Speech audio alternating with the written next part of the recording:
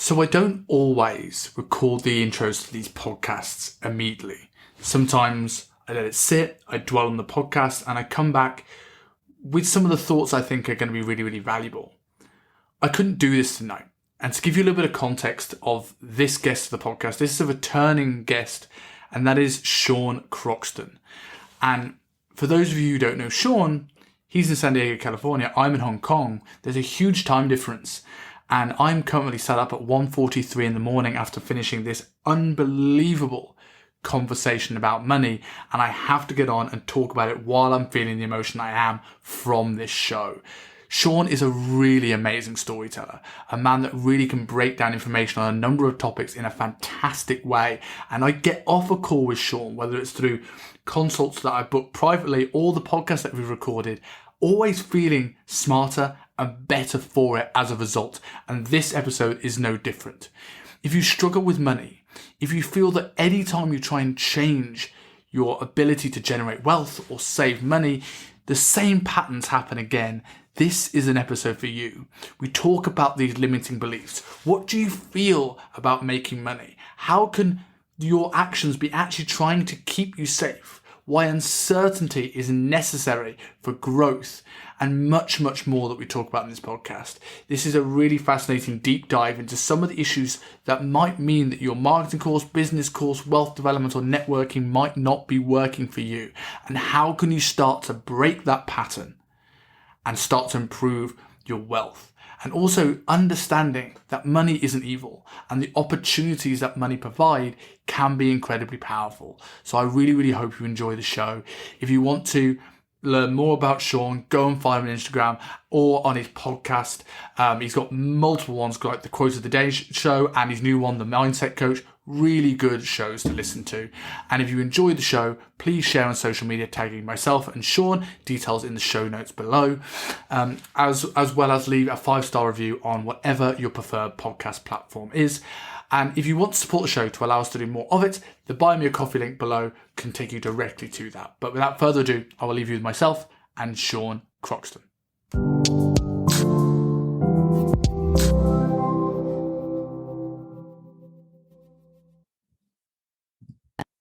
So Sean, it's good to get you back on. Your last episode was incredibly popular in the sense of that it just kept growing and growing and growing. You had some people that were maybe more initially known to my audience who just had bang, they got loads of listens. Yours just continued to grow, which showed that what we were talking about really, really resonated with people. And it's good to get on to talk about something that's now sort of your new passion and new venture, and something that I know that I've struggled with and many other people struggle with, and that's sort of money and the relationship with money. And so before we sort of get into that, for anyone who hasn't checked out the first episode, and obviously you do continue to do a lot of stuff on a regular basis, remind people like who you are, what you're currently doing, and what, who is Sean Croxton? Oh, hey, what did we talk about the last time? I forget. It was how the brain affects your health. So it's sort of like about how mind affects your choice with food and things like that. And then we delved into the mindset stuff about it a little bit then. All right. I know that was a while back. It was my first ever podcast. Like I had to repurpose it years later, and I was nervous and I was stuttery. Because I said I followed you at the time. I was 9 years of following you since your YouTube stuff, and now what we must be now 10, 11 years of following your work. So yeah, it's a lot of change since then. That's pretty cool. Yeah. A lot of change for both of us. Who am I? I'm Sean Croxton. I'm a very curious guy who likes to read books and learn things and talk about things that nobody else has talked about, and kind of get to the root cause of why people are getting the results that they're getting. And so several years ago, I was a health blogger and video blogger and health coach and podcaster and all that stuff. Decided to move on from that space and get into more of the personal development, self-help mindset with a focus on like neuroscience, brain science.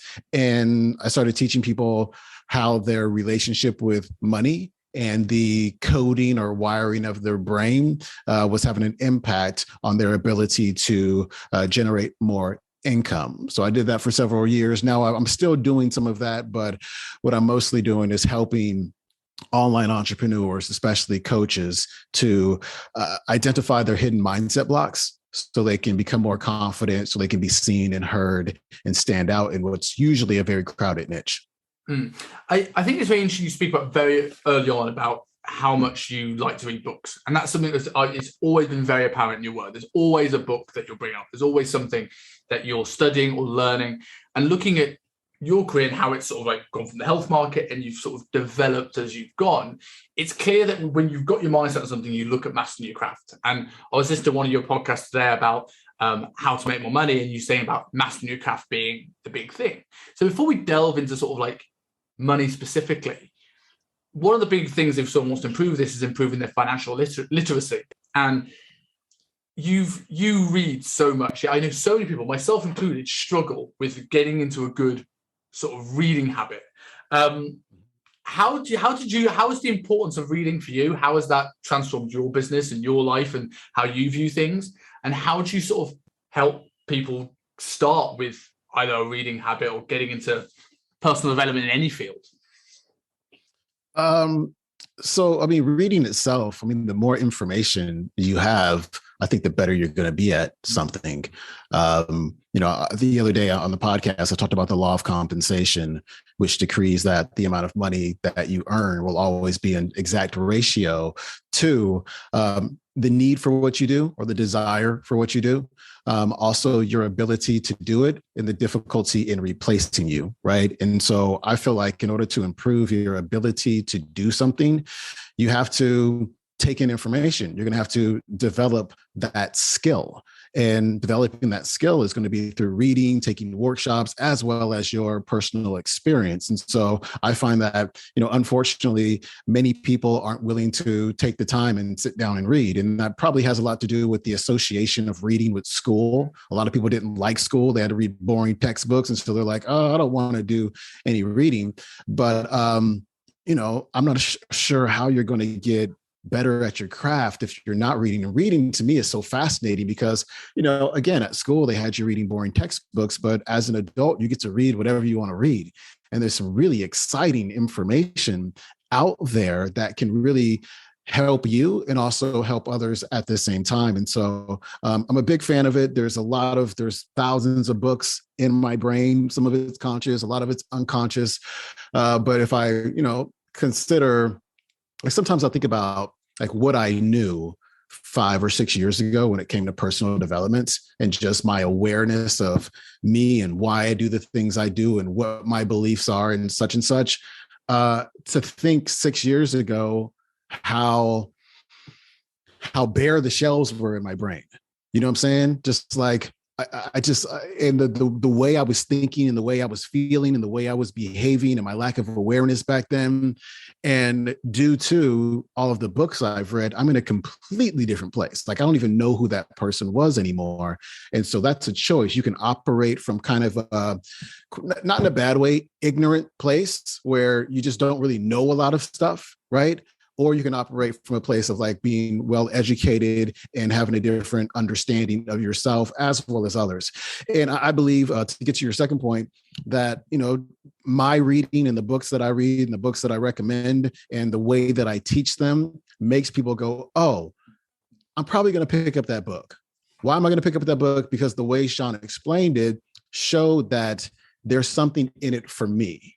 Like there's something that I can get better at and change and transform in my life from further investigating what he's talking about through the book that he recommended. And so I've encouraged a lot of people to read. I've gotten a lot of people to read. People tell me all the time, like, I didn't start reading books, outside of school until I started listening to you. So I'm really happy to be able to pass that on. Do you think, like, because there's lots of ways of digesting information, reading someone that seems a lot of people struggle with more. And last time on the show, we talked about meditation and how important that was and how I didn't do it enough. And do you think reading's in that same realm, that because life moves so quickly, it's difficult for people to slow down enough to take a book, and take in a book rather than watch a video or something like that? Do you think that's part of the issue with this? It could be. I also just think that people aren't willing to put in the time I mean, to be honest, they're just, I always say, man, if you read 10 pages a day, that's 650 pages a day. That's a lot of books. That's probably 15 or so books a year that you can read if you just took 15 minutes out of your day to read. Again, it's association. It's how people feel about reading because they were taught to feel a certain way about reading during the first, 13 years of their education or so. And so, when people, there's thoughts and there's feelings, it's like, I want to read a book, but inside they feel like, nah, I'm good. That reading thing sucks. And so they don't do it, unfortunately. But hopefully more people will. I find it fascinating. I find it fun. And I just wish more people would do it, What are you reading right now? We make more time for social media and Netflix than we do for our own education, which I think is pretty sad, to be honest. Like not to piss on anybody, but it's just the truth. I totally agree with you. What are you reading right now? I'm reading a book called it's in the other room. It's Cynical Theories. I'm trying to understand political correctness and postmodernism and like critical race theory and critical legal theory and just some of the narrative that goes on and probably around the world. I'm trying to, because like from the outside looking in, not knowing a lot about these different theories and postmodernism and modernism and applied postmodernism, from not knowing much, I can't help but look at people who are espousing these narratives and be like what are you talking about? Like what you're saying doesn't make any sense. Oppressed and not oppressed and all this stuff, and I'm supposed to be oppressed, like just because I'm Black and because you're white you're automatically a racist and all this stuff. Like it's kind of wild. And so I've got a couple of books recently. I want to understand where they're coming from so I can maybe feel a little bit better about it, so I can be like, okay, I get that. Because I have a very open mind. And even some of the things that have been in the book, I've been like, okay, I get that. History is being written from the perspective of the people who like won the war as opposed to the people who lost the war. Okay, I get that. So I'm just trying to understand it better. So that's what I'm doing. I'm kind of taking a break. From, did my audio change? No, you're good now. You're good. Okay. I'm kind of taking a break from mindset and personal development for like a week or so, and then I'll jump back into it. Yeah. I think that's without going off on a huge tangent, I think that's a really interesting topic, especially in today's world with, say, from the cancel culture, from Rogan to Mr. Potato Head not being a Mister to the slap heard around the world this week. And it's interesting seeing how these things break off into narratives, men versus women, Black versus white. And I think it says a lot about you that rather than coming into this from an emotional position like a lot of people do, it's like, right, what is behind these people that take this, a slap at the Oscars, and make it a huge race or toxic masculinity? Like, where's the gap here? What am I not seeing? Mm-hmm. And I think that's interesting that you go about it that way. It says a lot about you and your character. Yeah, thank you. And there's so many people like attaching on to this narrative. And I just don't want to believe that they're dumb. You know what I'm saying? I just don't want to believe like these are idiot people who aren't really thinking. So again, I just want to look at like, what are the underpinnings of the information and why they feel this way and why they're saying what they're saying. So I'll stop walking around going, wow, you guys make no sense. I just want to have some understanding. And you come at it with such a level of emotion, right? That it's not like they've made a snap opinion or judgment about something. Like there's so much behind some of these arguments that there's more to it than what you see on face value. Yeah, and when I have conversations with these individuals and I ask them like, why do you think what you think? Many times they don't know, and so that's why I'm just like, I don't understand like how you're so emotional about something and you can't give me a single fact about it. It's all this emotional stuff. And I just want to understand it better so I can maybe feel a little more relieved about it. Yeah. So moving on to the money thing, and in a way, in a bit of a segue, because you did a podcast recently about the limiting beliefs about money that people don't understand. And it's another thing that a lot of people have these opinions about money and wealth that that make no sense, but they just it's something that's in the back of their mind that's stopping them. Before we delve into it, like, why is it that you think money is important? Why do you think that's because there's always going to be someone that has that belief that thinks, well, why is it important to chase wealth? Why is Simon and Sean talking about wealth on a show? What is it that makes generating wealth something that's important enough to you to write courses on, help people with?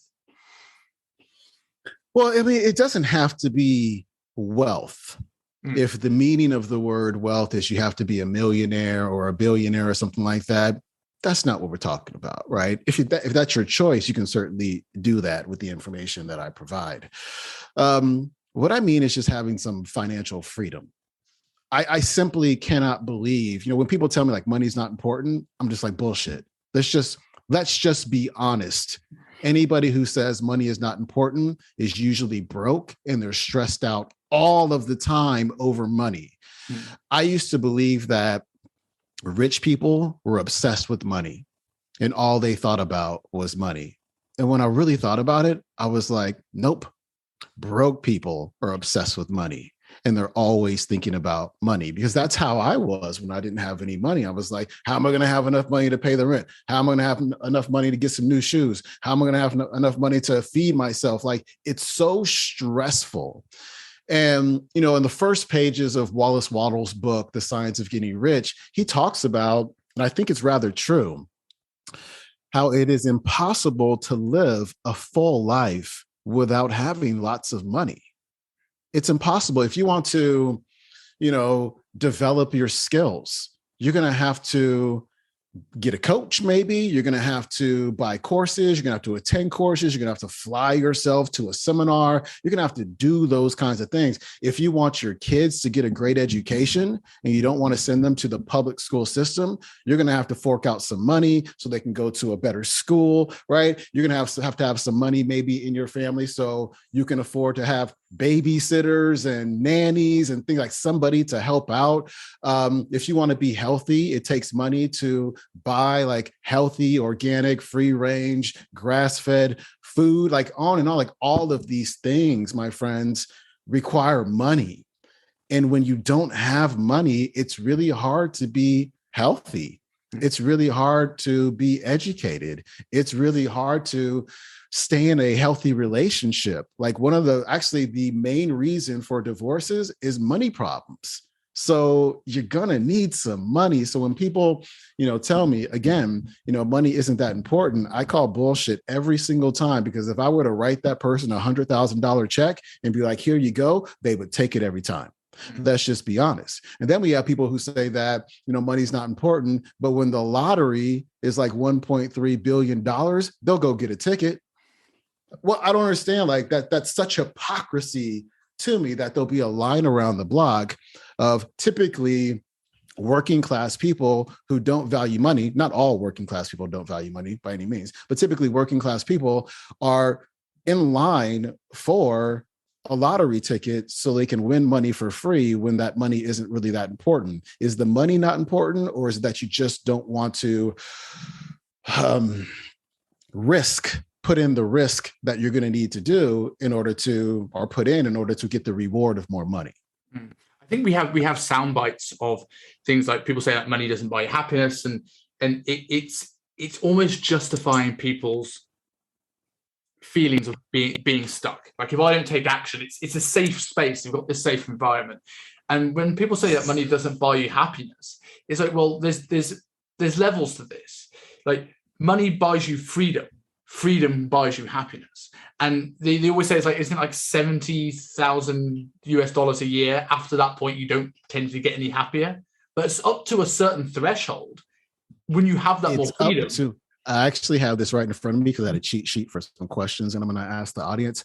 So I have this in front of me. So it's from a book called Neuro Wisdom, and the section is called "Who Are the Happiest People in the World?" The controversy began in 1974 when Richard Easterlin, a distinguished professor of economics at the University of Southern California, argued that there was little correlation between happiness and wealth. Since then, a series of research studies has shown that Easterlin was wrong. Not only do measurements of happiness rise as your income rises, so does your sense of well-being and life satisfaction. The following chart was prepared by the National Opinion Research Center at the University of Chicago, summarizing nearly 40 years of accumulated worldwide statistics between 1972 and 2010. And what it shows is that we'll just say right now, people who make less than $12,500 a year, which is the bottom 10%, 26% are not too happy. People who make over $150,000, which was the top 10%, 2% are not too happy. That's a huge difference. For that bottom 10%, 21% were very happy. For the people who made over $150,000, 53% were very happy. And so we could talk about like the threshold. So happiness goes up with money. We can say until $150,000. Well, that's awesome. Let's make $150,000. You know what I'm saying? Yeah. That's what the science says. And so when people say money won't make you happy, I strongly disagree based on actual real research. And, you know, in my Money Mind Academy class, I used to ask them, this comes from the same book, Neuro Wisdom. If you had, let me actually pull this up real fast since I have it. If you were given a choice between happiness and wealth, and you can only have one of them, which would you select? And, you know, you'll see in the chat, happiness, happiness, happiness, happiness, happiness, happiness, wealth, happiness, happiness, happiness, happiness, happiness, wealth. And then I asked them, okay, what would you do if you were the happiest person in the world? And there's some interesting answers because they say, share it with people. Like, what is that? Like, what does that even look like? Sharing your happiness with people. Like, what does that mean? So what does that look like? Oh, I'm just going to go around and be happy and love. Like, that's the annoying person. Let's just be honest. Like the really happy people all the time are actually pretty freaking annoying. So it's not really sharing happiness. I would build this, I would build that, but wait, you're just happy. You're not wealthy. Are you paying with happiness dollars? What are you doing here?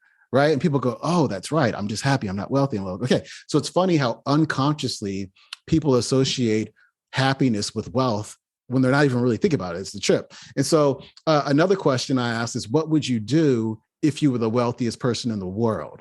So for the audience, think about that. What would you do if you were the wealthiest person in the world?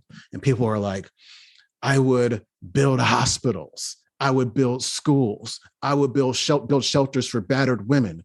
I would do this. I would create a company, employ this many people. I would do this, that, and the other, right? All these inspiring things. And then I asked them, hypothetically, which would you rather be? The happiest person in the world or the wealthiest? Of course, like the answer is both, but both is not an option here.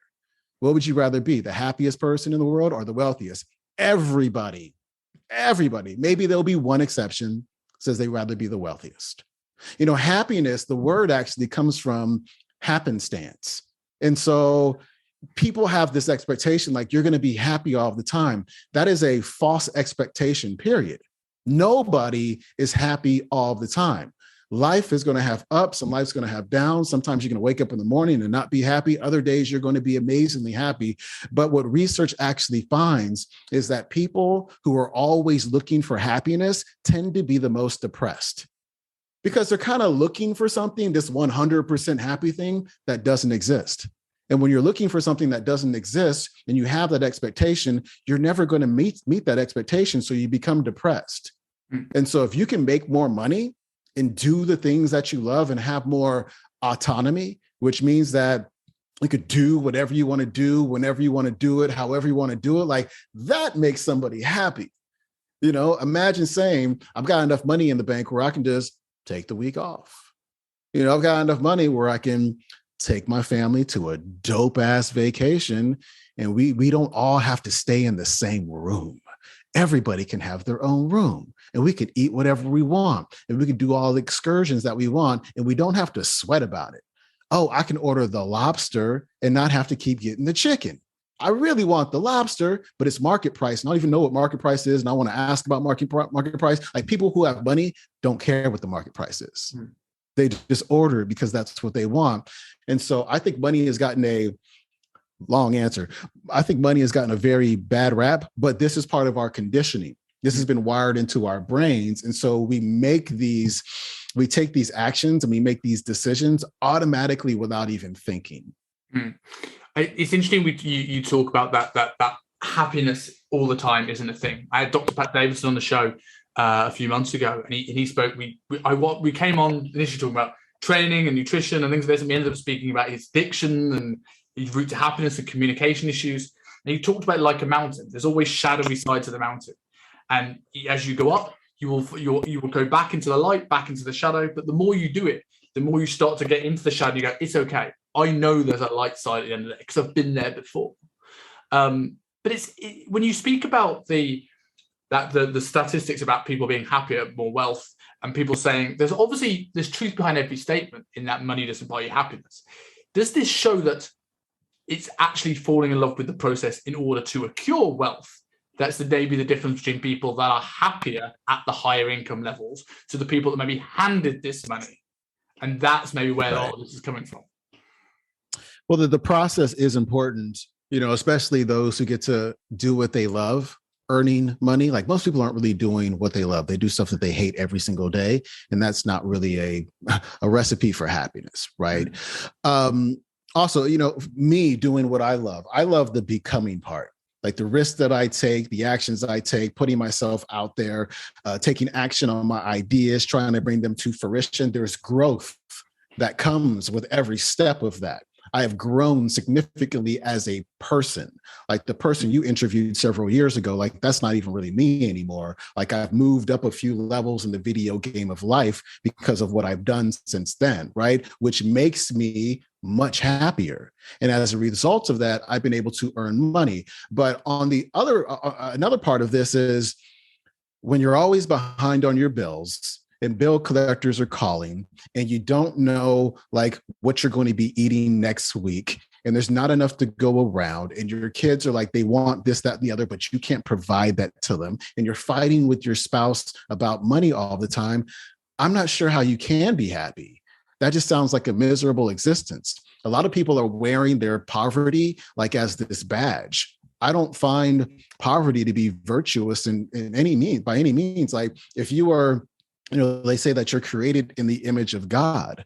Like, I don't see being broke as part of that image by any means. Like you were put here to live an abundant life. Like you're already connected to abundance. The story I like to tell about this is in terms of our connection to abundance is, back in the day when my dad used to drive us to school, he used to drive Cadillacs. And, this one particular Cadillac, sometimes it wouldn't start. And so my dad would get out of the car, he'd lift up the hood and he'd look at the battery. He'd be like, see, Sean, there's corrosion around the connections. So he would take the little clips off, right? And then he like clean off the connector part and he put them back on and then the car would start. We have too much corrosion covering up our connection to abundance. Right. And the corrosion that we have are these limiting beliefs, the programs, the beliefs, the ideas, the opinions that we absorbed from people who were around us, typically during our first 7 years of life, that have the conflicts that we have as well, the fears that we have of being kicked out of our tribe. Right. Because money and our attitudes around money is typically multi-generational. Poverty goes back many, many, many generations within the same family. And it's up to you to break that generational curse. But sometimes breaking that generational curse, you no longer connect with your family anymore because your way of thinking is so different from their way of thinking that there's no resonance. And there's an inner fear, like almost like evolutionary fear of being kicked out of that tribe. Maslow's hierarchy of needs, like right there in the middle is love and connection. Above that is self-esteem. Above that is self-actualization. But many people cannot get past love, connection, and belonging because it's scary to no longer connect and belong to your tribe. So because we're so stuck at that level, because we need to be liked, because so many of us don't have the courage to be disliked, we never get to self-esteem. We never get to self-actualization because we care too much about what others think about us. And I feel like it's a way of living a corrupt existence where you're not really being yourself. where you're acting like someone else in order to fit in with the rest of the tribe. And I think that kind of life is a life of like feeling that feeling inside of you all the time, that gnawing feeling where there's more. There's more freedom, there's more options, there's more abundance, there's more you can do, but you're allowing yourself to be somebody else who you're not in order to keep people in the room. Like most people are doing that. And it's essentially just safety, because your brain is wired for safety, survival, protection. It is the people who are willing to say, hey, brain, I know you're trying to protect me. I know you're trying to save me. Thanks, but no thanks. I got to go to the next level. So, like, tell us a little bit about your relationship with money, because you mentioned that as like people who have this thing where they know the brain's trying to protect them, they act anyway. And you mentioned earlier in this episode about that when you were broke and you had, you've all had a journey with money yourself. And we spoke on the last episode about you selling your belongings to do your course. So that takes a level of bravery in a time where a lot of people would be very much trapped. What do you think allowed you mentally to take those big leaps early on in your career when you maybe didn't have that confidence and behind you, or that wins and track record behind you to go, okay, this is going to work? I did have wins behind me, but it was a different context. I've always believed in myself, right? Like my parents raised me that I can do whatever I put my mind to. However, there were just blocks in terms of money itself. And so elementary school, high school, college, when I wanted to turn it on, I could turn it on. And I'd be like, here's exactly what I'm going to do. I'm going to get straight A's this semester. Boom, I get straight A's that semester. I'm going to get a perfect score on this chemistry test. Okay, got perfect score on the chemistry test, right? I'm going to get the best grade in this class. I'm going to screw up the curve. All right, that's what I did. So I've always believed that I had the ability to do whatever I want to do. And so when I said to myself, oh, here's an opportunity for a health program, a health coaching program that I know I can do really big things with, it didn't really take any second thought for me to take my TV back to the store and get my money back so I can invest in this program. Because I was like, I'm going to crush this. And so I think that's just a matter of self-confidence and self-belief, which for a lot of people is lacking, because a lot of people weren't raised the way that I was raised. I was raised to believe in myself. I was raised to study. I was raised to make my own money. I was raised to have independence and responsibility. I didn't have helicopter parents who were always just like, what are you doing? It was like, be careful. Like, I didn't really have that. I would be like 11 years old. I'd be like, hey, mom, I'm going to go wherever. She's like, bye. You know what I'm saying? Like in 2022, it's like, no, you're not going anywhere at 13 years old without me watching your every move. I find it hard. Like I see adults these days who have no confidence, who have no sense of independence, who have no personal responsibility as a value. And a lot of that just comes back down to their parenting, the way that they were parented. So what was your question again? I forget. It was basically talking through your relationship with money and sort of like the roadblocks you had. Gotcha. So my relationship with money was it's interesting because I have two different programmings.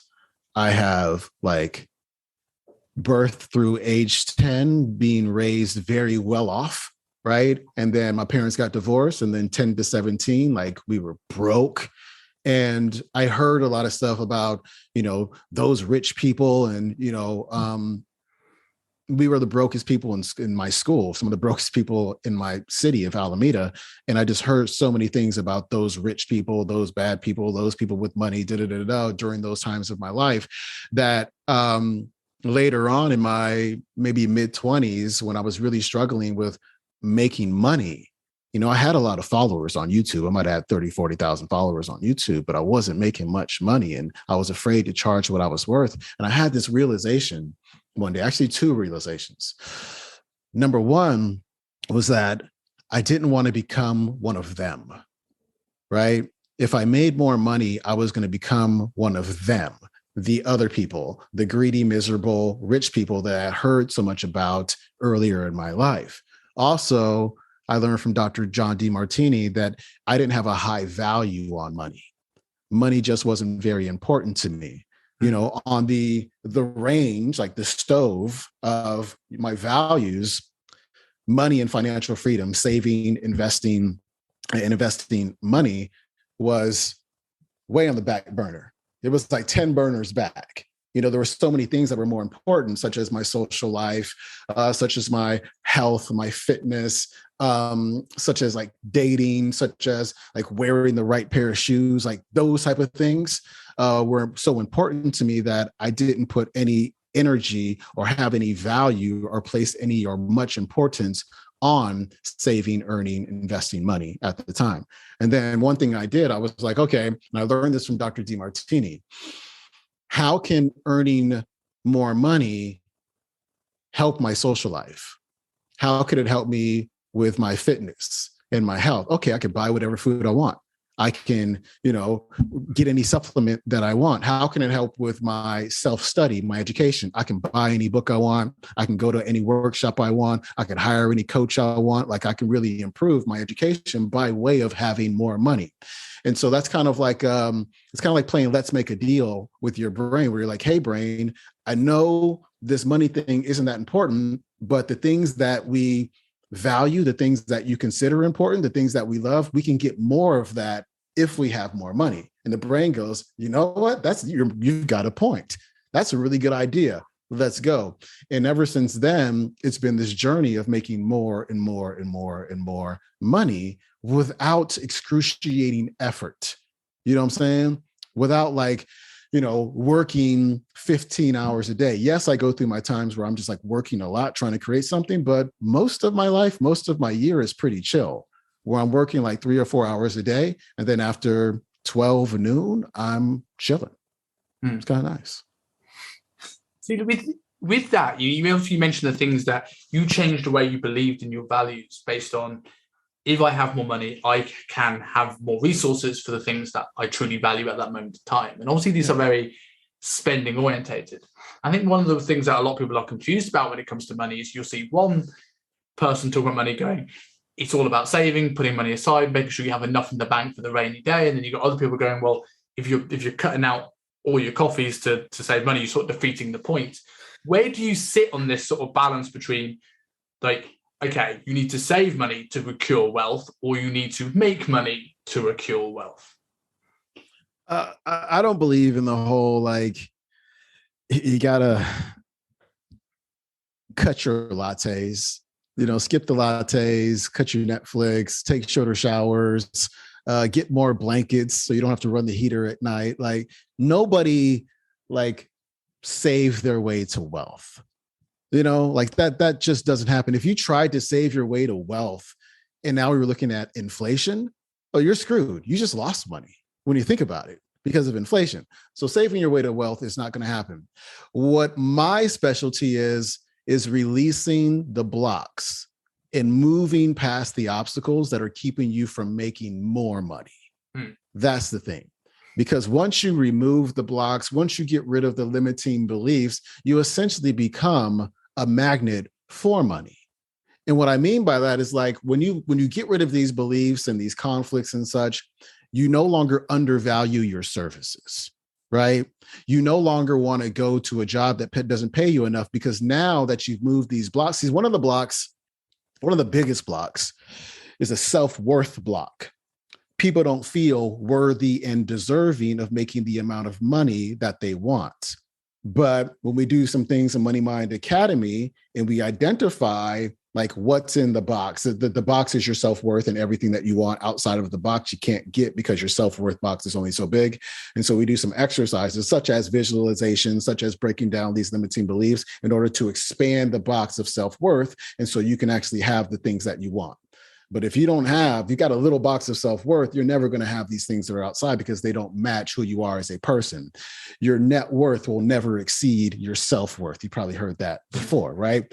And so when you expand your self-worth, you're like, oh, I can go get the kind of job that I want. I can do the entrepreneurial endeavor that I think is going to make the amount of money. And not only that, I can handle the ups and downs emotionally. Where before, if I made a mistake, I felt like a failure as a person. But now that I've expanded my self-worth, now that I've reframed failure, I know that if I make a mistake, it doesn't mean anything about me. It was just feedback. It was a lesson. It told me what not to do, but I'm still going to keep going forward. Right now, I do want to back up. So I want to make sure that I cover this with your audience. Money itself means what? People associate money with what? Starts with an F, You'll have more freedom. Exactly. People don't like freedom as much as we think they like freedom. Interesting. That's the problem. Yeah. We talk about freedom like it's amazing, like an amazing thing. And it is an amazing thing. Like I enjoy freedom every single day, but freedom freaks a lot of people out. I'm not sure if you heard this episode of the podcast, but do you have a cheesecake factory in the UK? In the UK, no, but we do have one in Hong Kong. So I have experienced it.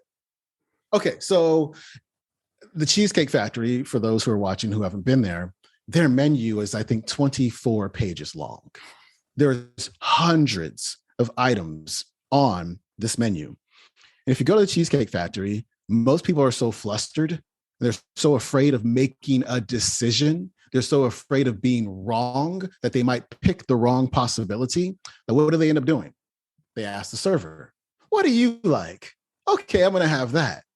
Because then they don't have to take personal responsibility for what they chose. If what they get their food and they don't like it, they could be like, oh, that's not my fault. I just, I got what the server liked and I thought I would like it. Now I don't, right? So this is life.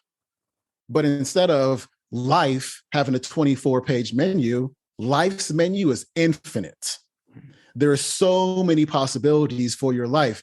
And the fact that there's so many possibilities scares the shit out of people, right? They're like, what if I pick the wrong one? What if I'm wrong? What if I commit my life to a possibility that I'll never get? And, what Soren Kierkegaard called this, he said, anxiety is the dizziness of freedom. Freedom can make you dizzy because freedom makes you feel anxiety. So when people don't have money and then they start moving toward having more money, it's unknown. It's a journey that they've never been on. So how are they going to feel? Are they going to feel like happy, like hi ho, and off, to whatever we go? No, they're not going to feel that way. They're going to feel anxiety because they've never done it before. And when you start to feel anxiety, because our society is so pathologized anxiety and made anxiety such a bad thing, people say to themselves, I shouldn't feel this way. And they get that self-talk, you shouldn't be doing this. This doesn't feel right. Maybe this isn't for you. This is for white people, right? Then what people end up doing, because they feel so much anxiety, is they quit and they go back to point A. And then they feel better. They feel a sense of relief. But then soon thereafter, they start to feel a sense of despair because there's this financial freedom that they want and they don't have it. So they're like, you know what? Let's go do it again. And they do it again, then they start to feel the anxiety. They're like, oh, this doesn't feel right. Oh, I made a mistake. Oh, I failed at something. Maybe this isn't for me. I'm going to go back. And then they feel more relief. And then they feel despair. And then they feel disappointment. They feel disappointed in themselves. So they're like, you know what? Let's go do this thing again. And they go and do it again. They feel anxiety. I shouldn't feel this way. They go back to point A. And now they're feeling depressed because they're disappointed in themselves, right? And also because there's this sense of despair of something that they want, but they can't have. And maybe they can't have it because they're not good enough. So they start to feel depressed. So here's the choice that we have to make in life. And this is why I think people go through the whole song and dance of like, money doesn't make you happy and money, da, da, da, da, da. Like, it's because your choice is depression or it's anxiety. That's it.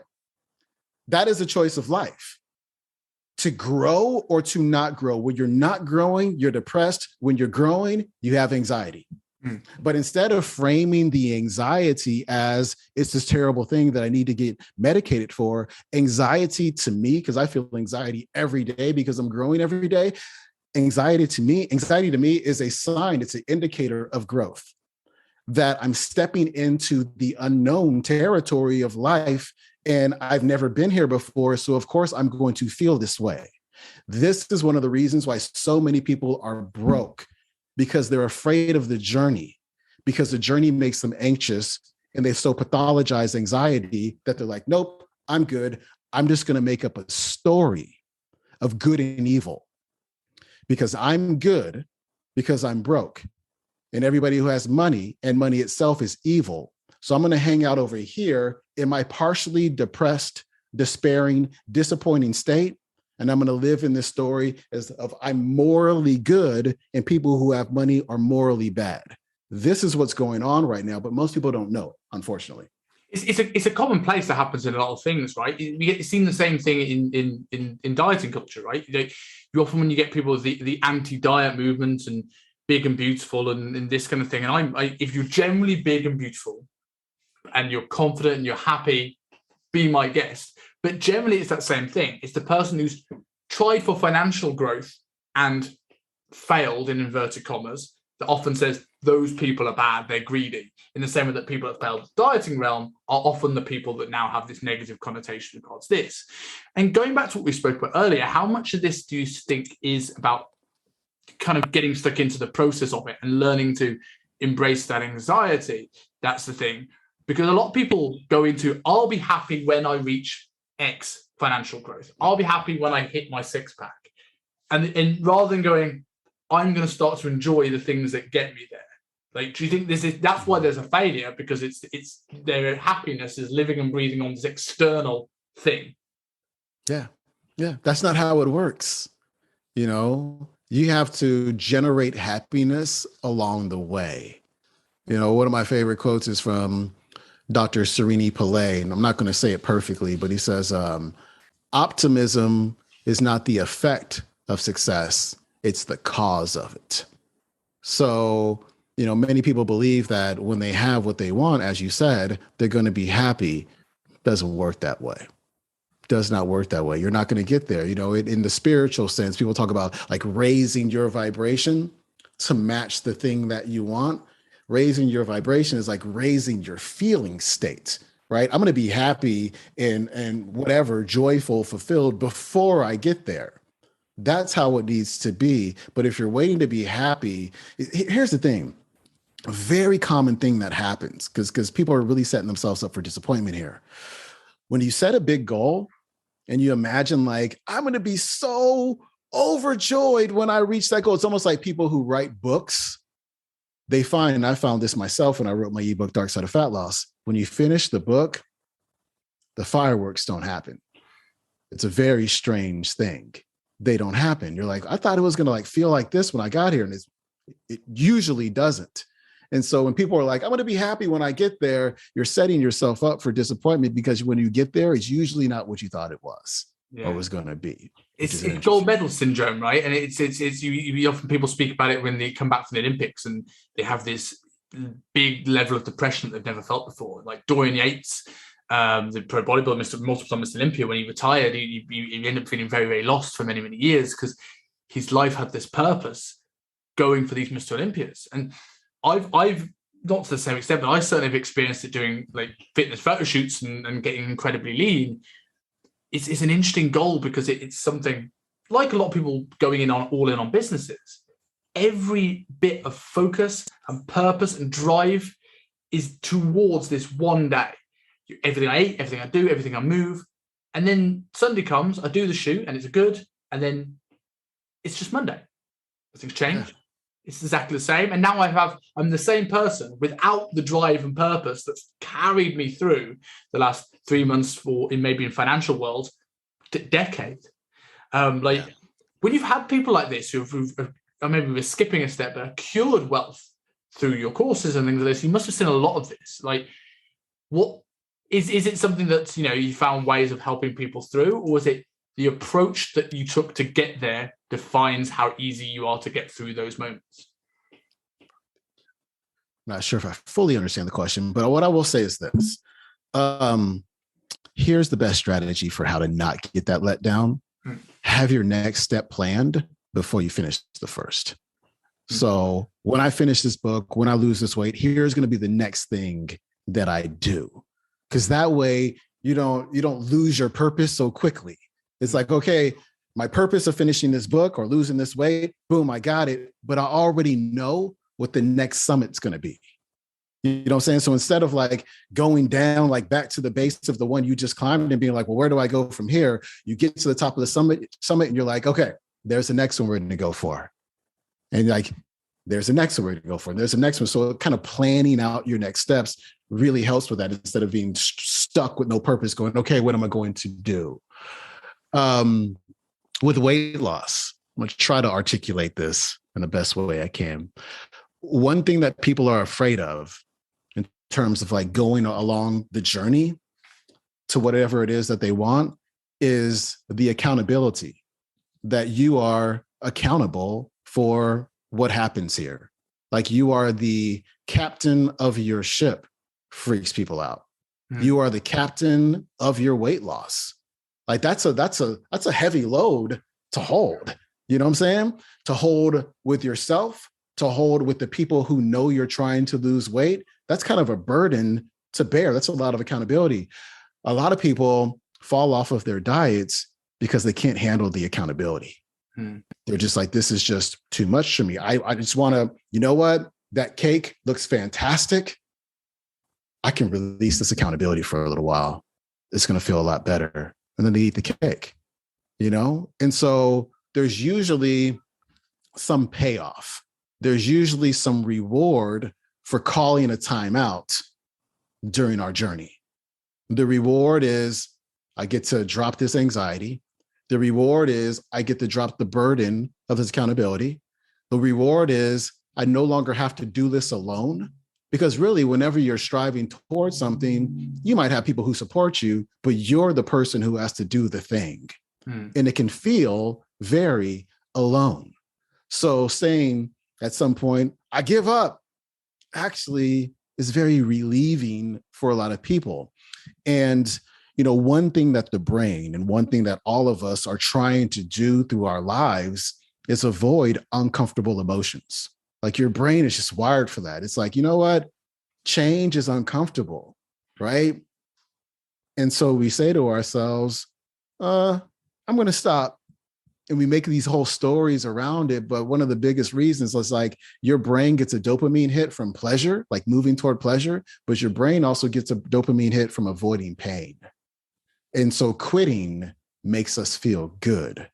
And when you're aware of that, you can say to yourself, oh, I'm trying to quit because my brain wants to feel good and it wants to avoid these uncomfortable emotions. When you can observe that and stand above that and have some psychological distance with it, where you, instead of participating in it, you observe it, that's when your whole life changes. That's when you stop blaming people and being a victim and saying it's somebody else's fault, all that stuff. That's the easy way out.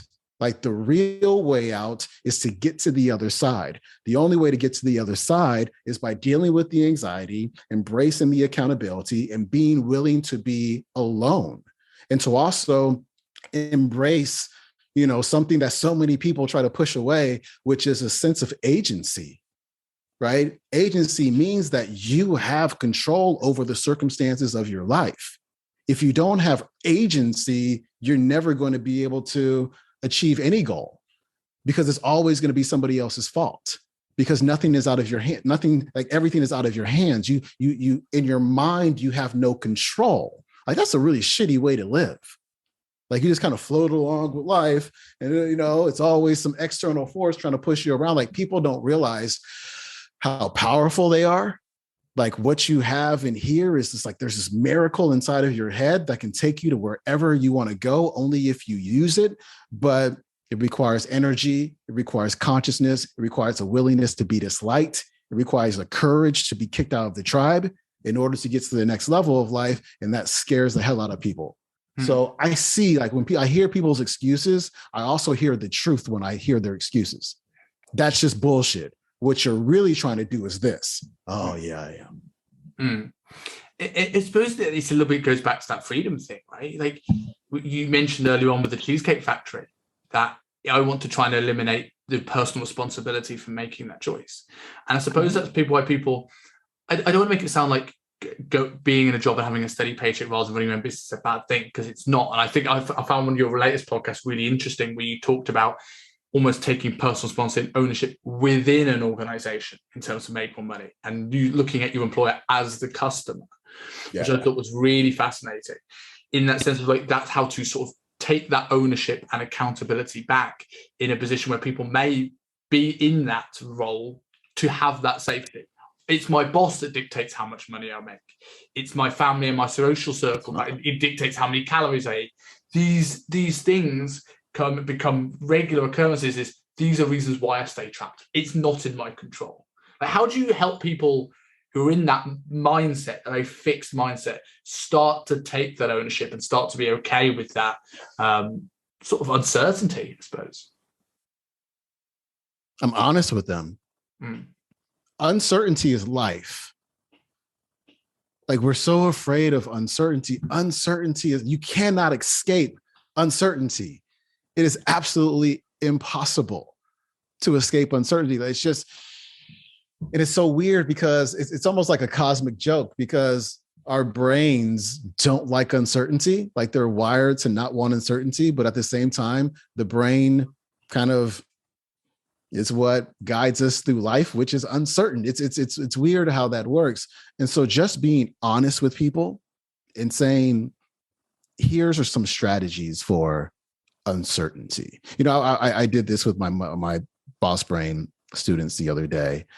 When we're uncertain, the brain tends to forget that it can try things, you know? Like, I tell my students, like, if you're not sure what your niche is, what are the 3 niches that you've been thinking about? Okay, try one for 3 months. See what happens. Then try another one for 3 months. See what happens. Then try the other one for 3 months and see which one you like the best. And then make the decision, okay, I'm going to do this, as opposed to, due to uncertainty, going year after year after year after year without ever picking a niche. So, like, you can do that. You can try. Another thing is to break things down. If I were to ask, you know, even me right now in my current state, as I told you before we started recording, like, I've got a lot of stuff going on right now. And, you know, one of the things that I do in order to deal with overwhelm, which is so common, you know, it kind of has to be, well, people got kids, they got all kind of stuff going on. Like, it's really hard to not feel overwhelmed, is to break it down and remember that. And there's a part of your brain called the ventromedial prefrontal cortex. It's the dorsolateral prefrontal cortex. And the dorsolateral prefrontal cortex is like your mental to-do list. And it can only hang on to like 7 to 9 things at a time in all areas of your life at the same time, to see 7 to 9 things. What we're trying to do as humans, as business owners, we're trying to overstuff the to-do list, right? And we can't help but feel overwhelmed. So one thing I recommend that people do is, like, break it down. Like, take this big thing, take this big mountain that you're trying to climb, and let's break it down to the first step. What's going to be our first step? Let's do that first. And then let's take our second step. So what that looks like for my students is like, okay, you want to do Facebook, Instagram, YouTube, and you want to write blog posts. You're not going to do any of it. Let's just keep it real. Let's just focus on Instagram for now. Let's do that for a good 6 months. Let's get into a groove with that. And then after 6 months, if you feel like you want to add in Facebook or podcasting, then you can do that. But you're putting too much stuff on the to-do list for your brain. So we got to chunk things down. That makes a huge difference for everybody. You cannot walk in 12 different directions at the same time. It just simply doesn't work. And so, you know, my philosophy on life, everybody knows, is little by little, a little becomes a lot. If you take an action today and another action tomorrow and another action the next day and another action the next day, and you make a decision the next day and you take an action the next day, and you do that for 365 days, where you're going to be after a year is mind-blowing. Mind-blowing. You will look back and be like, oh my God, like, look at all of those steps and look at where I am right now. But when you're trying to do too many different things at the same time, you typically take no steps. And at the end of the year, you look back and you go, I wasted it. And the end of the next year, you go, I wasted it, when you could have been taking little steps every single day. Yeah, I think that's so true. I've been reading the One Thing recently by Gary Keller. Look at me name dropping a book. I feel like you're rubbing off on me, Sean. There you go. But reading that recently, and that, so I looked at my life recently, and like it was amazing how like I didn't think I was overstuffing that thing. I wasn't looking at the amount of things on my plate, but when I actually broke it down, things that maybe in the same realm that I go, no, that's one thing, and then actually I look at it and go, actually, I'm sort of running 2 jobs. I'm sort of adding this on top. I'm sort of doing this, and then I was like, right, I need to clear some mental bandwidth, and I need to come back and go, right, what is important right now? What if I get 6 months down the line? What am I going to be most disappointed in if I haven't made improvements in those areas? And I looked at, I was trying to balance a hobby. I was trying to balance my online business, my in-person business. Hey, we've got a guest.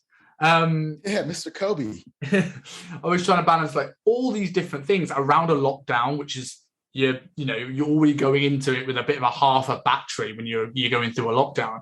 And I was like, right, I just need to streamline some of these things and just focus on what's important. So I think that's a really, really, really important point that I think many people don't do enough. Like, how do people, if people are in this position, how do they work out what's the important thing to focus on? What is the one thing for them? It depends on what they want to do. So where we typically, Kobe, thanks, buddy. We'll hang out in a minute. So he's becoming a teenager like this last 2 weeks. He's a little wild lately. He's kind of getting on my nerves a little bit. All right, teenage boy, go back. Go. So I think the first thing for people who want to make more money specifically is to become more aware of their limiting beliefs, to become more aware of their automatic patterns. So for example, it's so funny. I've had many cars, but I had a Mercedes G-Wagon for a couple of years there. It's like $110,000 car, right? I've never had more door dings in my life. It's crazy. Like people will just be like, F your door. No. And, driving on the freeway, like I've driven other cars and people have no problem like letting me over. When you're trying to get over in a G-Wagon, people will not let you. It's very strange. It's like this automatic behavior that they have. And so, one thing I say is like, okay, how do you feel when you are near somebody who has money? So how do you feel when you drive up to next to somebody in a fancy car? Do you go, oh my God, they must have stolen that money, they're greedy, miserable people?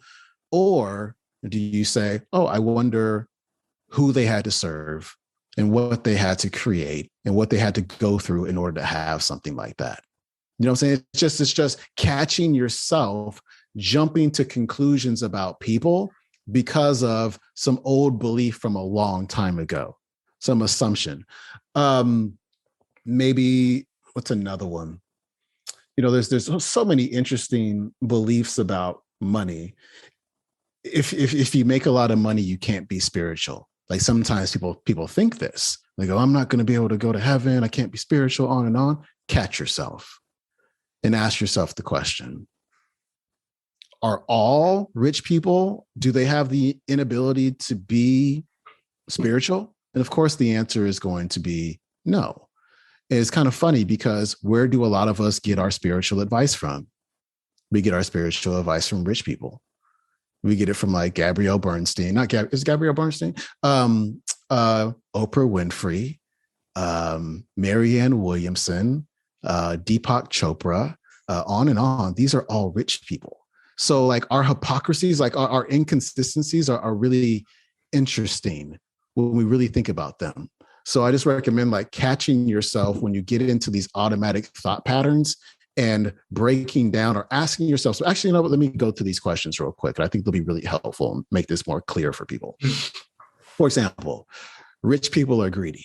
When you think that, here are a few questions you can ask yourself. Number one, are all rich people greedy? Of course, the answer is going to be no. So that kind of blows up your belief already. You made a generalization that all rich people are greedy. Generalizations are usually not true. Okay. Number two, who exactly are these greedy rich people?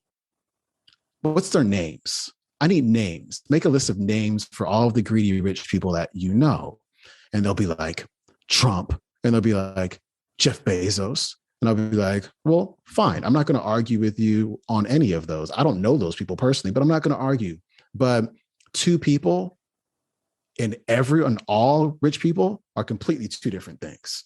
You cannot say all rich people are greedy and you can only give me two examples of real. Kim Kardashian. Okay, cool. 3 people. So out of all of the rich people in the world, you have this sweeping, generalized belief that they're all rich and greedy, but you can only give me 3 examples. Here's another one. How do you know? How do you know Kim Kardashian is greedy? Did you have a conversation with her? Did you look at her taxes? Like, what did you like? What? Like, are you in her business meetings? Have you talked to her? You really don't know. You've literally just made a story in your head based on something that mom or dad said a long time ago that was reinforced by the media and so on and so forth. Even if this belief, here's a really important question. Even if this belief were somewhat true, could you be the exception? Right. Now we're starting to get into choice and possibility. Just because there are greedy rich people out there doesn't mean that there has to be a rule that you're going to be one when you become rich yourself.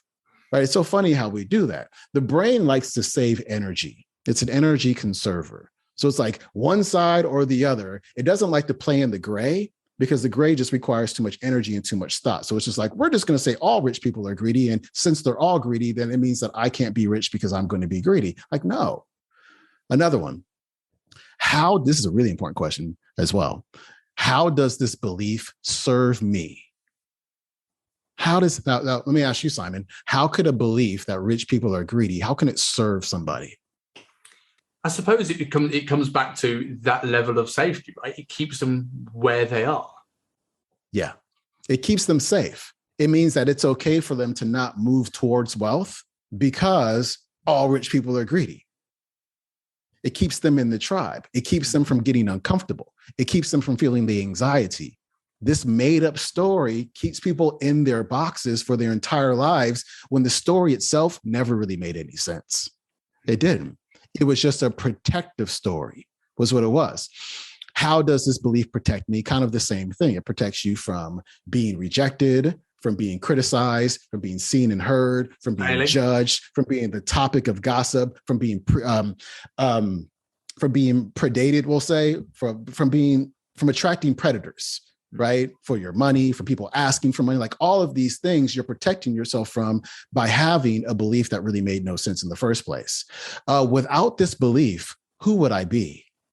That's a big one. Without this belief that all rich people are greedy, and without all of my other kind of silly beliefs about money and people with money, who would you be? And the answer is, I would be prosperous. I would be financially free. I would be more than I currently am because I'd be growing along the way, because the belief itself is what's stunting your growth.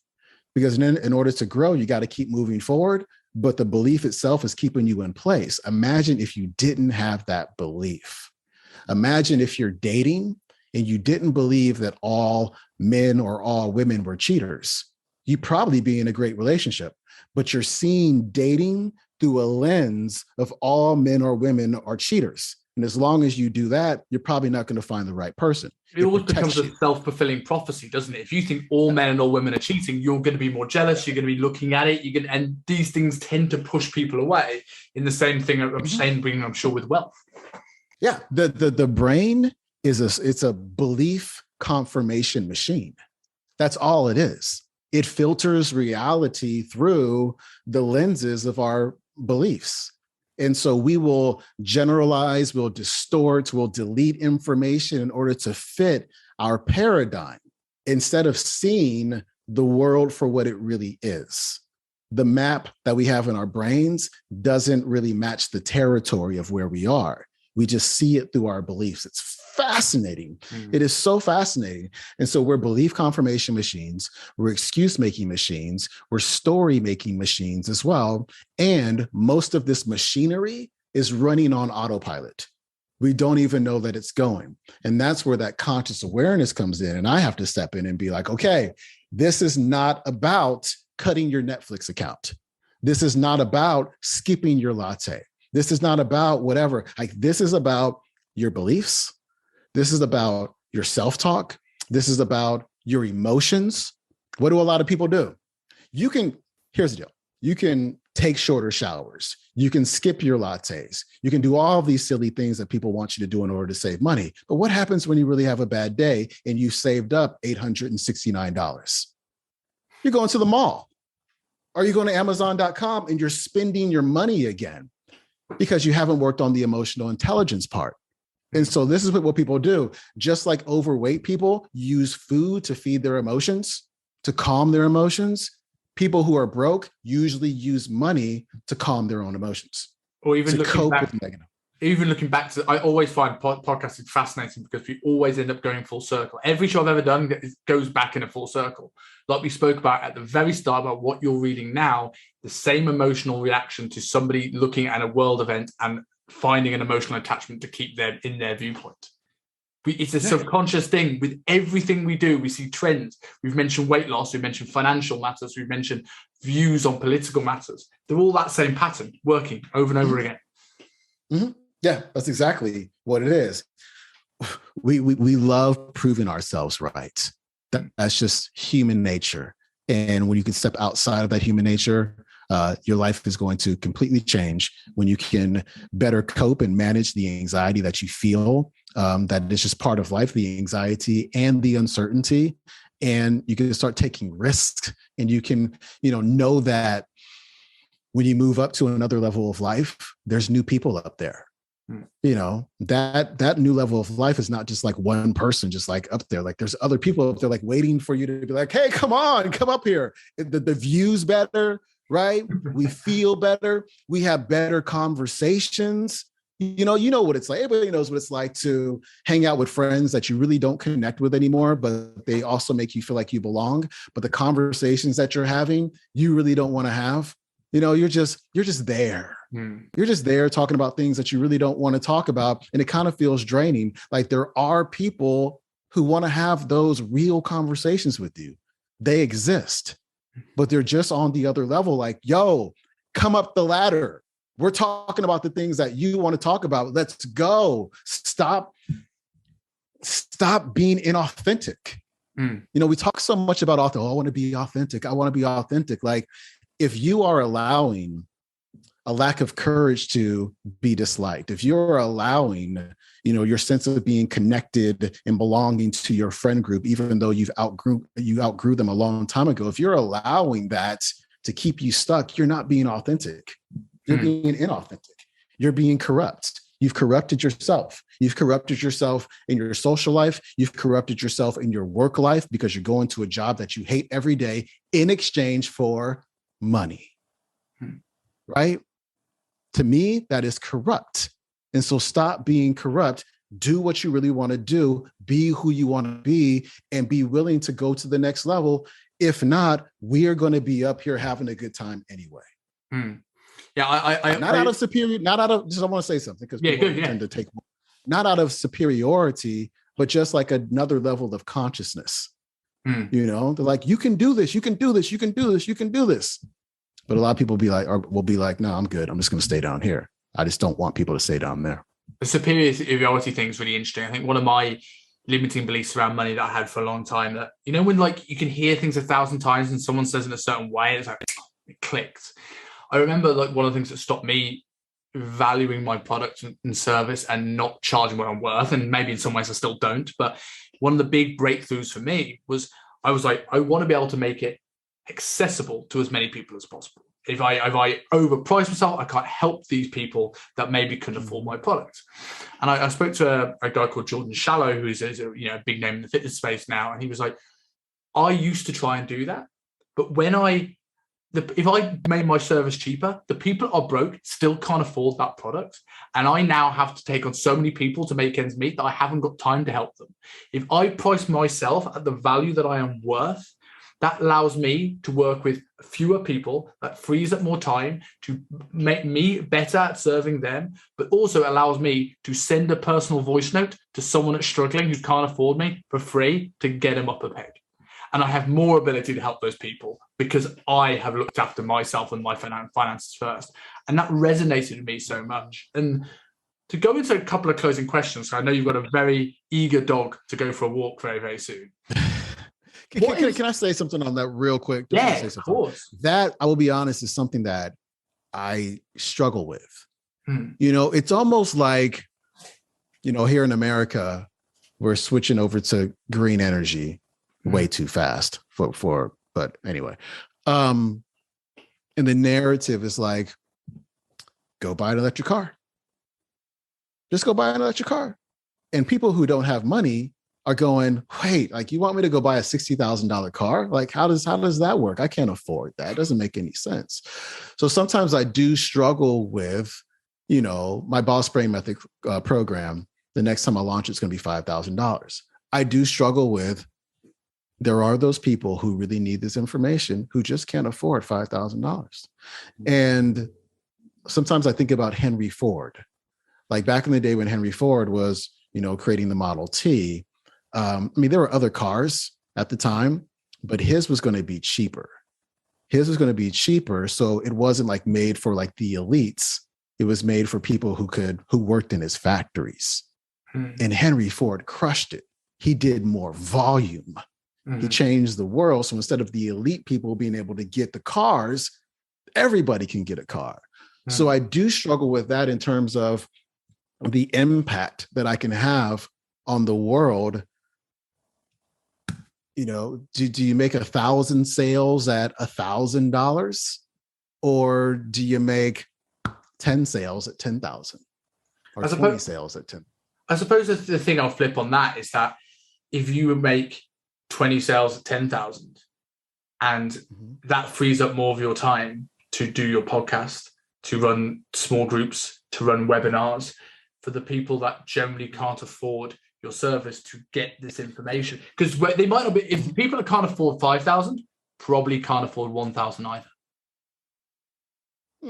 Not all. Be able to do it on payment plan. Yeah. Some of them might be able to do it on payment plan. But I always tell my students though, that's what your podcast is for. That's what your social media content is for. That's what your YouTube content is for. A lot of the stuff that I teach on Mindset Coach is literally right off the slides of Money Mind Academy, and so, but the difference with Money Mind Academy, the difference with Boss Brain Method is you don't have one-on-one access to me, several days a week, and you don't have the community that's in the programs, which are huge. People are looking for community. So the information is important, but again, the access and the community are what set, the podcast apart from the actual program itself. So, but it is, something that I think about quite frequently is, hey, if you just lowered the price, could you bring in a higher volume of people, help more people, and then change the world faster? So it's just something I'm always noodling on.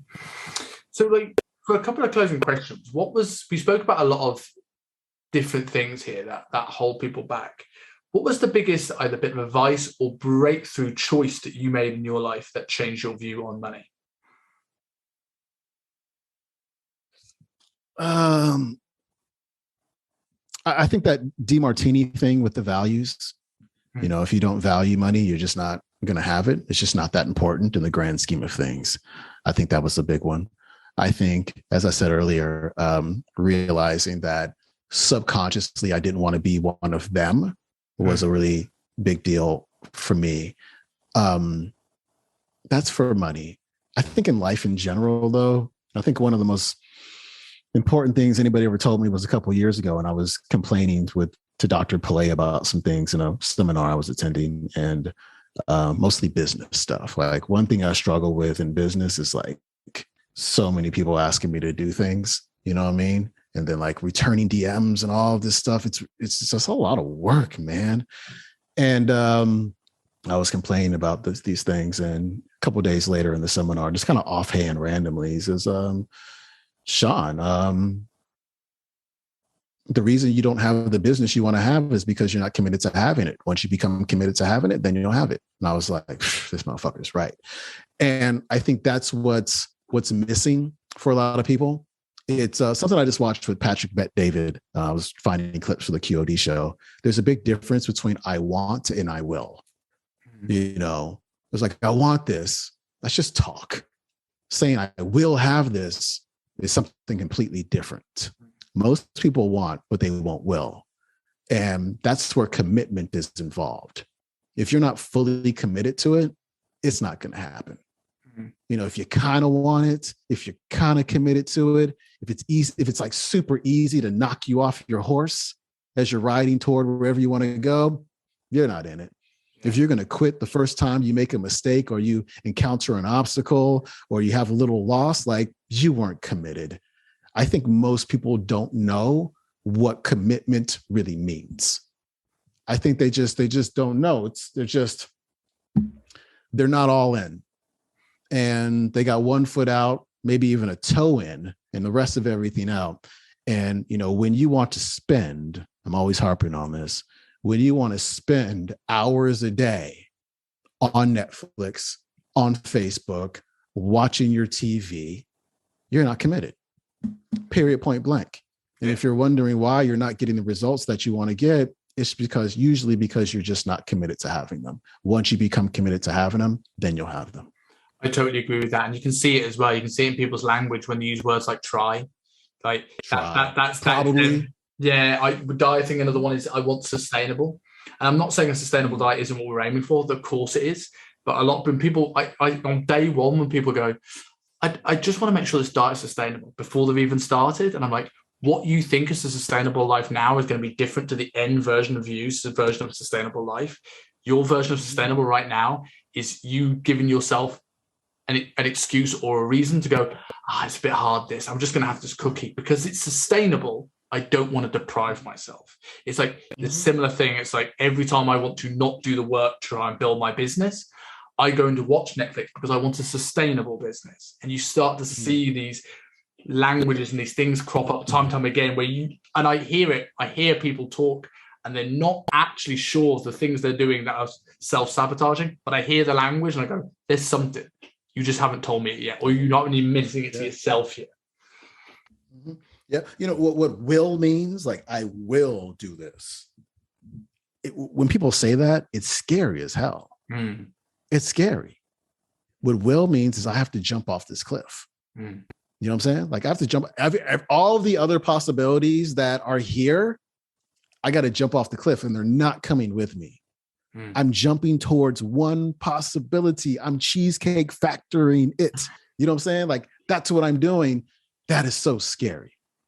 We rather talk about it than actually do it. We love to talk about our intentions. We love to talk about our plans. It's so fun to talk about the plan and create the plan. But then when it comes to action, we're like, no, I'm cool. What's going on Instagram? It scares us because it's so unknown. It's so uncertain. It's so anxiety provoking. There's so many uncomfortable emotions that come with jumping off that cliff. It's like what Steve Harvey says, you know, he says, once you jump, your parachute will not open right away. Right. You're going to skin up your knees or something like that. Right. You're going to hit them rocks is what he says. And that's real. Most of us don't want to hit them rocks.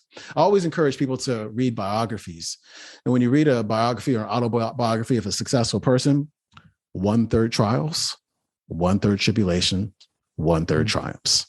And it's up and down, up and down, up and down, up and down, up and down. It's the law of rhythm, right? The law of rhythm decrees that night follows day. You know, tide goes out, tide goes in. Like life just kind of, it's an up and down kind of thing. Most of us, we want to flatline the whole time. We don't want to do the downs. And sometimes we don't feel deserving and worthy of the ups. So we just stay where we are. And that's a choice that you make, or you can make another choice and just embrace the discomfort of it all. The failures are often the things we learn the most from, right? I had the biggest failures I have are the things I resonate as they are the moments where I realize either this is not as bad as I thought I can push forward, or the things that made me have a big change in my life. You know, like what was, you know, you feel free if you don't want to answer this, but what was the biggest failure that you think has propelled your business forward? That's a great question. What's the biggest failure? I don't know if there's been a biggest failure that has propelled my business forward. You know, I would say this, because honestly, I haven't had that many business failures. My only business failure, like big failure, was Jerf Bar. And I think that could have been a big deal if we stuck with it. I just didn't like my business partner and I weren't getting along very well. So anyway, I would say my biggest failure was quitting YouTube and like deleting all of my social media stuff like back in 2011. And I think that was the thing where I was like, you know what? I'm going to go back to personal training. I want to go back to an anonymous life where nobody knows me and nobody stops me at Whole Foods to talk about gluten. Like I just want to just go back to my old life. Right. And I think that was my biggest failure, because after about a day or two, I was like, that was stupid. Like that was stupid, Sean. Don't do that ever again. Now I got to upload all my videos again. I'll piss off all my subscribers and this, that, and the other. And so I think that was the big failure on my part, because I got to feel like I got to feel quitting, you know, I just don't want to be a quitter. And, you know, in that moment, I was like, 5 years from now or a year from now, if you go back to personal training, you're going to freaking hate yourself. You're going to hate yourself. Because number one, I didn't love personal training. And number two, I was always going to wonder, like, what could have happened? Yeah. You know, and looking back to where I was living at the time and what I was doing at the time, and the life I was living at the time and the apartment I was living at the time, you know, you walk out, it's downtown San Diego, you walk outside, it smells like pee and all of that stuff. Like I would have still been living that life, you know, as opposed to like living in a beautiful home with a really cool dog and a nice view and every book I can read and really cool friends and all of that stuff. You know, you get to choose your future. And in that moment, I was choosing to go back to the past, and that's weak. You know what I'm saying? It's choosing the uncertainty of freedom again, right? It's a similar thing like that. I'm in that crossroads now in a similar way that you maybe were at the time. Well, I still do a bit of one-to-one training, and I've loved it for 10 years. But when you're 21, 22, 23, you can throw all yourself into, you know, a basement gym and the gym floor, and then you get to, you know, early 30s and you start to go, right, there's more to life than this artificially lit air-conditioned gym. And I'm sort of in that space now. It's like, right, let's see where I can go and start to move myself into a position that allows me more freedom and allows me to be something that I can apply myself to even better. And I think that really resonated with me in that the essence. And I think that, you know, there's something I take from this podcast. It's certainly that little story right there. So I'm very, very glad I asked that. Cool. I'm glad you did as well.